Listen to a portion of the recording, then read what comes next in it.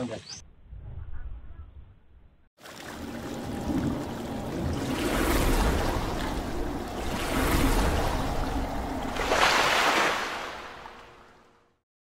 Alright mga idol, welcome back sa ating channel at magandang gabi sa inyong lahat. Isang night dive spear fishing na naman ang ating gagawin ngayong gabi. Night dive adventure at samahan nyo po ako sa dive natin ito mga idol. Sana makarami tayo. First dive natin mga idol, dito nakapana ako ng isang trevally at hindi natin nakuna ng camera kasi nakaupo yung camera natin. Buti na lang na tamaan natin siya at bago natin inupin ang ating camera. So ayan mga idol, isang bluefin trevally. Next dive natin mga idol, isang pawikan o sea turtle ang ating nakita mga idol. Isang napakaamong pawikan at dito sa amin kasi mga idol pinoprotektahan po itong mga ganitong klaseng nilalang sa dagat. Napakaamo niya.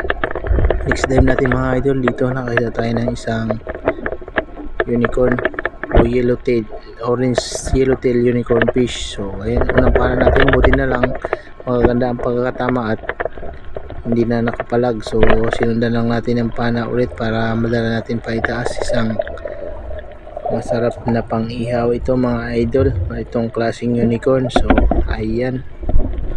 Yan mga idol, next dive tayo mga idol at dito nga sa dive natin ito nakasalubong tayo ng isang ilak. Ayun, malayo pa rin, nakita na natin mga idol. Ito medyo malaki-laki na rin ito, kaya lang ito ang nangyari mga idol, di natin tinamaan. Bye bye. Yan pa naman sana yung hinahanap-hanap natin. So move on tayo mga idol, next dive tayo mga idol. Dito nakita tayo ng isang surahan, pakamo surahan. Yun, sarap ng pagkakatama, talagang stone shot mga idol. Ang laki na rin ito mga idol, lampas na mga nasa kalahating kiloin nito, malapit na mag 1 kilo at napakasarap sa iniyaw nitong galasing surahan mga idol. Yan, may pang ihaw na tayo mamaya mga idol. Yan mga idol, another day tayo mga idol. Dito nakita tayo isang pulang isda o tangkiyan ang tawag sa amin. Sa pool ka ngayon, tangkiyan ka. Masarap ito mga idol sa pang-ihaw at masarap din ito sa sinigang, yung ganitong klaseng isda. Kaya lang ingat-ingat tayo dito kasi yung bandang sa may panga niya mayroong nanininik at matalas yung kanyang tinik dito.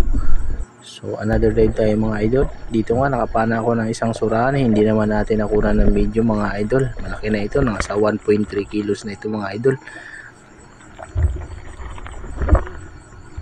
Yan, laki. Another dive tayo mga idol. Dito nga nakita naman tayo ng isang surahan, puti na lang tinamaan. Tingnan nyo mga idol yung tama niya kung paano. Ayan no, daplis na lang. Buti na lang at hindi nagkabitaw. Buti na lang talaga.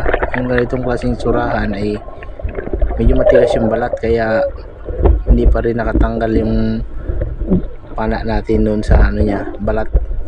Salamat pa rin tayo at nahuli natin.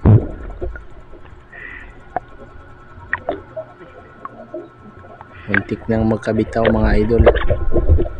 So another day tayo mga idol. Yan, nakakuha tayo ng isang talagbago o mandalada at yan nga mga idol, kita nyo umaga na. Inumaga na tayo dito, kita na yung haring araw. Ayan o, labas na si haring araw. yung kasama ko nandun pa sa ibaba.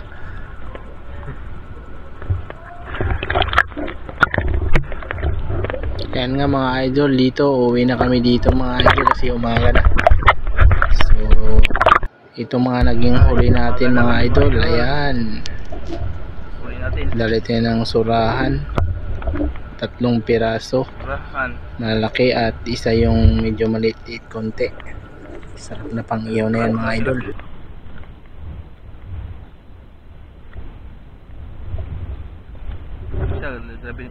Yung pang-apat. Medyo maliit-liit yung pang-apat natin mga idol. At ayan, tingnan natin yung huli ng aking pinsan. At shoutout nga pala sa iyo, RJ Alvarez. Ingat po lagi sa pagdalaot yan sa atin. Ito nga pala yung mga naging huli niya.